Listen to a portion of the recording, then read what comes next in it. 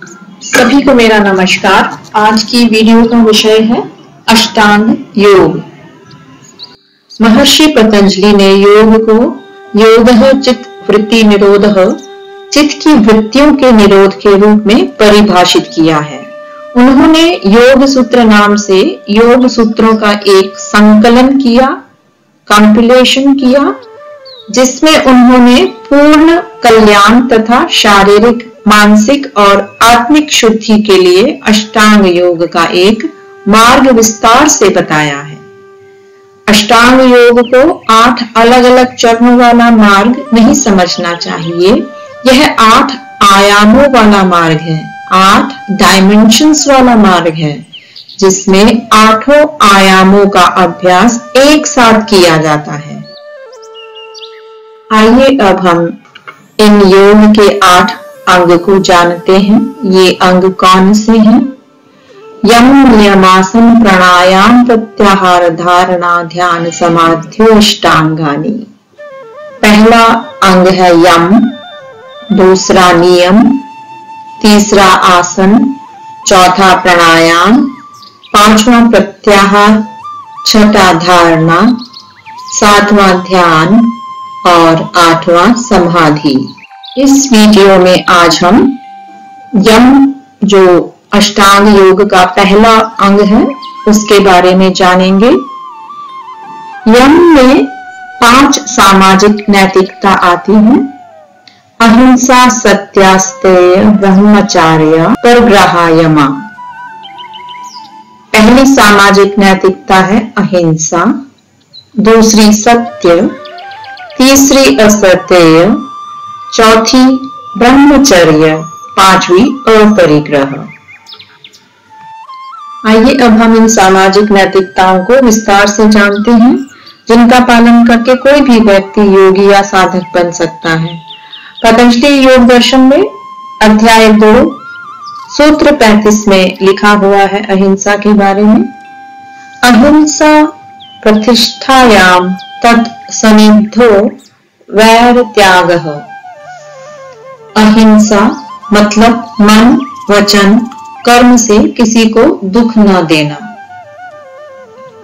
प्रतिष्ठायाम दृढ़ स्थिति हो जाने पर, तत् मतलब उस योगी के, सनिधो निकट, वर वैर भाव, त्यागः त्याग कर देते हैं। श्लोक का अर्थ है अहिंसा की दृढ़ स्थिति हो जाने पर उस योगी के निकट सब प्राणी वैर भाव त्याग कर देते हैं।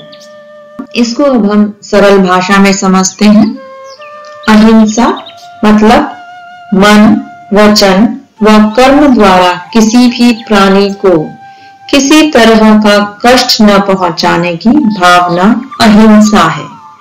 दूसरे शब्दों में प्राणी मात्र से प्रेम अहिंसा है। यम की दूसरी सामाजिक नैतिकता के बारे में पतंजलि योग दर्शन अध्याय 2 सूत्र 36 में लिखा है, सत्य प्रतिष्ठायाम क्रिया फल आश्रयत्वम। सत्य क्या होता है सभी जानते हैं। जैसा मन ने समझा, आंखों ने देखा और कानों ने सुना, वैसा ही कह देना सत्य है। प्रतिष्ठायाम दृढ़ स्थिति हो जाने पर, उस योगी की दृढ़ स्थिति हो जाने पर, क्रिया का मतलब है कर्म, फल सभी जानते हैं। आश्रयत्वम, आश्रय का भाव आ जाता है। अब इस सूत्र को हम हिंदी में जानते हैं। सत्य में दृढ़ स्थिति हो जाने पर उस योगी की क्रिया अर्थात कर्म फल के आश्रय का भाव आ जाता है।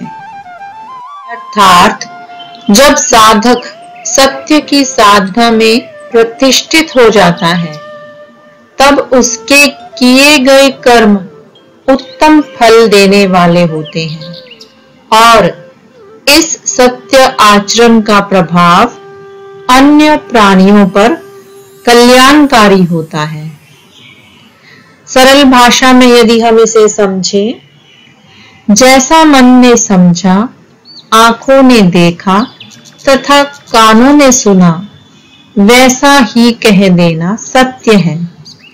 लेकिन सत्य केवल बाहरी नहीं, आंतरिक भी होना चाहिए।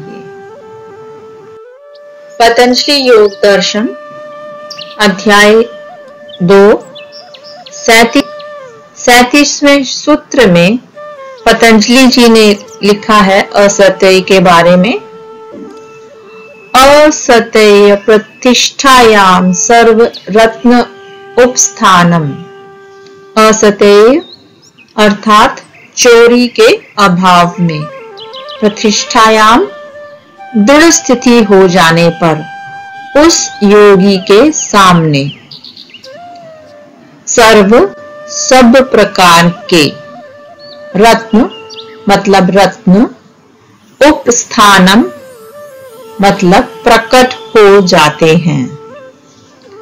अब इसका सूत्र का मतलब हिंदी में जानते हैं।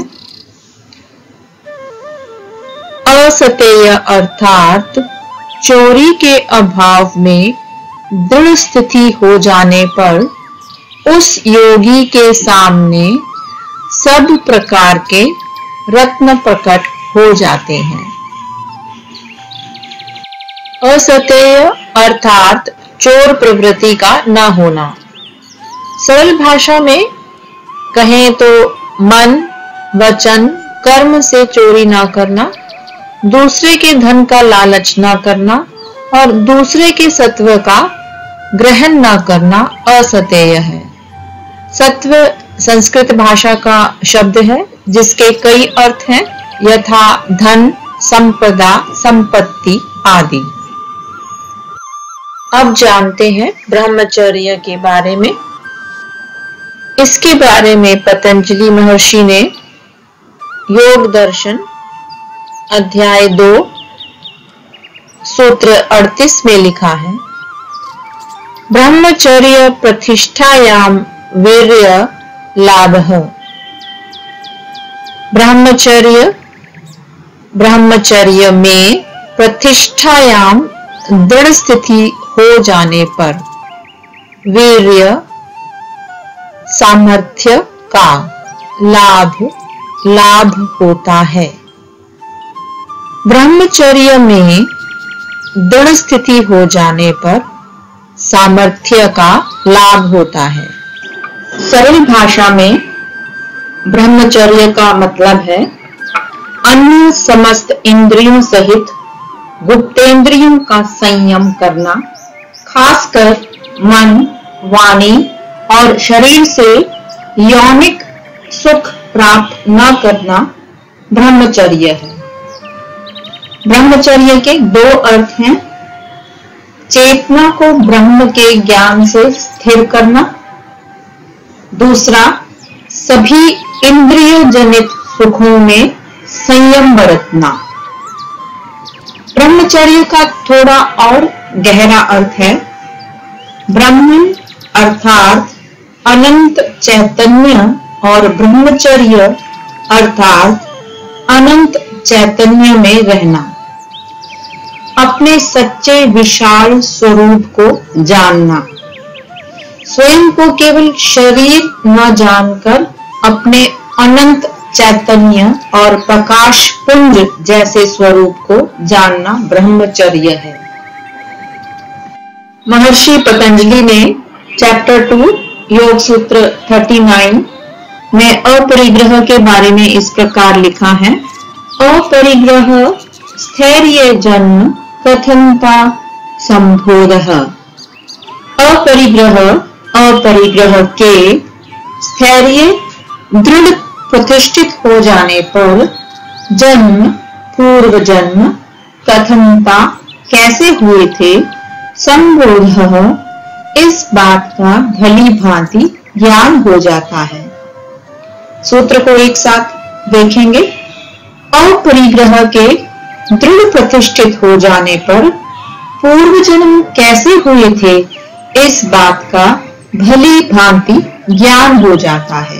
अपरिग्रह का अर्थ आवश्यकता से अधिक संचय नहीं करना और दूसरों की वस्तुओं की इच्छा नहीं करना। सरल भाषा में हम अपरिग्रह को जानेंगे। अनायास प्राप्त हुए सुख के साधनों का त्याग अपरिग्रह है। असत्य में चोरी का त्याग किंतु दान को ग्रहण किया जाता है, परंतु अपरिग्रह में दान को भी अस्वीकार किया जाता है। स्वार्थ के लिए धन, संपत्ति तथा भोग सामग्रियों का संचय परिग्रह है और ऐसा न करना अपरिग्रह है।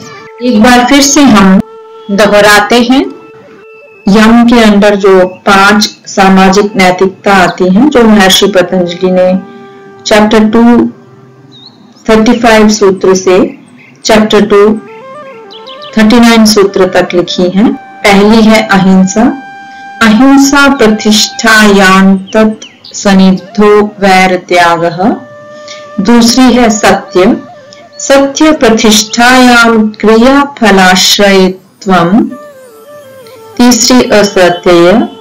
असत्यय प्रतिष्ठायां सर्वरत्नोपस्थानम्। चौथी है ब्रह्मचर्य।